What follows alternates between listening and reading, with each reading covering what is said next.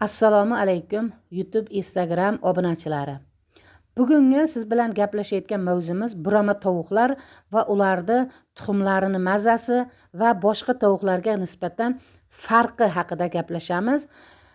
Buramalar boshqa kulangi, afg'oniy, boshqa kulangi, yaponchalarga qaraganda farqi buramalar juda ham serpat, juda ham bo'ylari baland va judayam ko'rinishi chiroyli, dekorativ ko'rinishda, katagingizni chiroyli qilib turadi.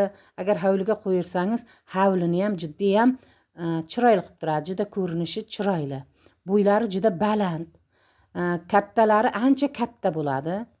Pati bilan toza ham bahaybat va chiroyli ko'rinadi. Tuxumi judayam mazali. Boshqa tovuqlarni tuxumiga qaraganda mazali. Bundan yeb ko'rganman tuxumidan. Yana bitta tomoni buramalarni ovqatlanishi. Buramalar ham xuddi boshqa tovuqlardayin donlar, har xil ko'katlar, qizil lablagi, qizil sabzi bu narsalardan bemalol yeydi. Kepak berasizmi? Hamma qaysi tovuq nimani yesa o'sha bilan oziqlanadi. Tez tuxumga kiradi.